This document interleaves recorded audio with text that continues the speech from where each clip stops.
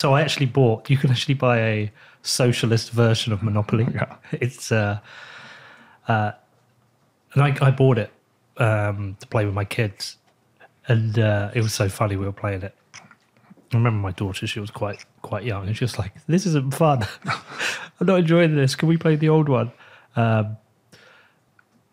There is luck in life as well, and part of this, which part of the reason you and I sat here now is luck. I can tell you the strokes of luck which led to being sat here right now. I can think of 2, 3 scenarios. If they hadn't happened, I would not be sat here right now. So in any free market, I'm not saying that there's still inequality, and there's inequality because some people are valued higher by the free market than others in any given point in time. That is okay. What's not okay is unfairness. What's not okay is if I make a losing bet, that I socialize the losses to society and I win. And so that's what we have today as capitalism through monetary easing and it has greater and greater consequences throughout the world. And so in Monopoly, the game board ends or it's kicked over, right? Yeah. And today, if you see the rise of kind of hate and everything in the world, what's happening is the game board is getting kicked over. But the game board that we're living in is our planet and everybody else, and it's getting kicked over. And so there needs to be a new game. Bitcoin is a new game. That's what it, and the system itself has no way to solve the problem. I wish it did, but the system itself, so the solution cannot come from the system. Because if you allowed the free market to work, the credit-based system in the world today would collapse to the ground, and we would be living in the Stone Age. We'd go back to barter. There would be no food on the shelves. Dictators would rush in to try to control us in that.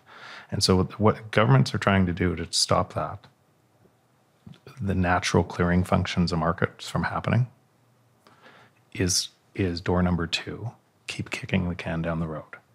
And what they're doing by doing that is they're increasing the negative externalities around the world. They're increasing the divide of rich and poor. They're increasing global warming. They're increasing climate change. They're increasing everything else as a result of blowing up a balloon faster and faster and faster that will pop for sure.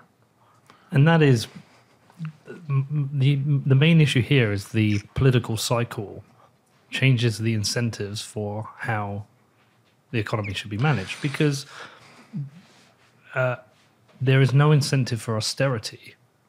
Yeah, it's bigger. It's bigger than that. There's no so once if you look in short-term and long-term debt cycles, Ray Dalio talks about debt cycles, and he does a good job. I think one of the things that Ray Dalio gets wrong, and how many people get wrong, is we've always had the free market and technology has always been deflationary.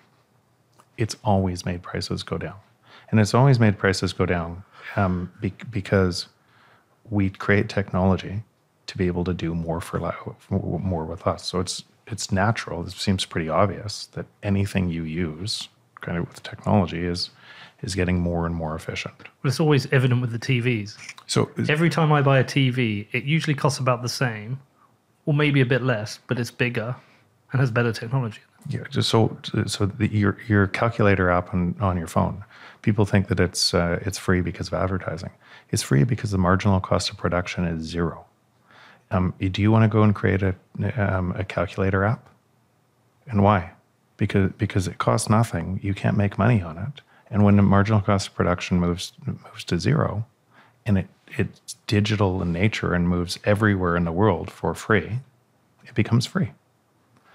And so, but now go back. This is where this is important and kind of on the. So for all time, it's been like that.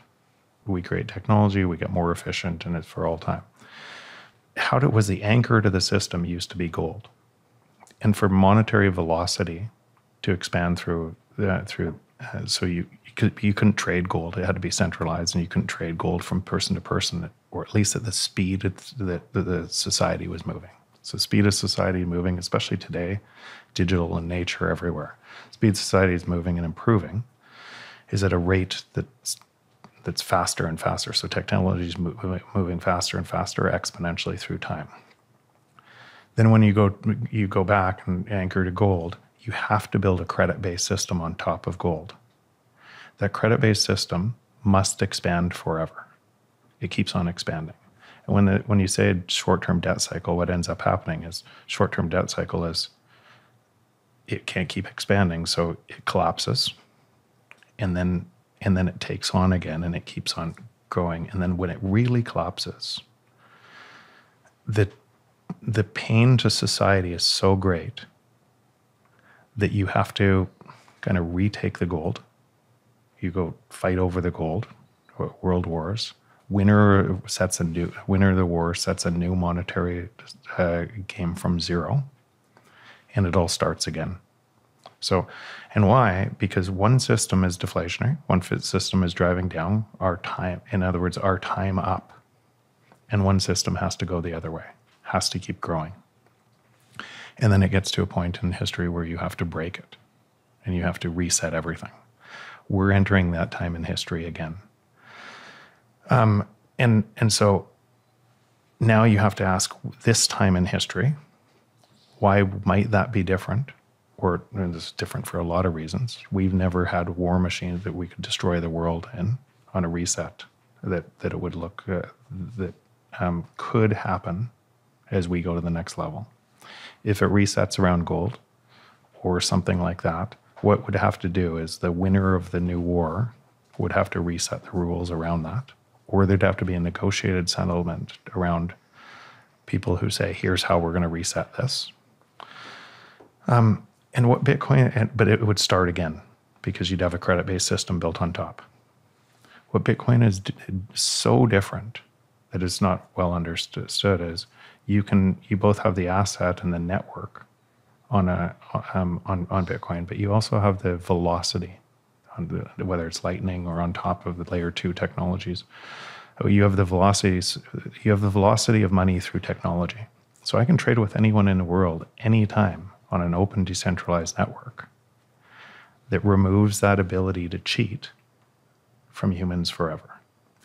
And what you could simply ask yourself is, and I try to come back to these first principles all the time, throughout time, if a system could be manipulated by humans to give themselves an advantage over other humans, will it be? Yes, without doubt. We've seen it throughout history, and so there's an incentive for that to happen. And so what Bitcoin is it removes that ability. Removes misinformation. And it removes that ability forever, or hopefully forever, whether it's Bitcoin or something.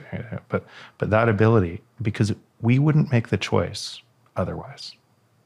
There is no politician, no person you look up to in the world, not me, not anybody else, that would globally make that choice without it being driven for us. Could you not say the same thing about gold? No, because gold would have to have a credit-based system built on top of it. And so that's not transferable. So it's not transferable. Gold, because you can't move it around at the speed of the rate of the internet. You can't move. So it cannot work. So you'd have to have a currency that allows for deflation, a hard currency that is both being able to move at the speed of light, right? Without the credit-based system built on top. Otherwise, you get right back to this spot again.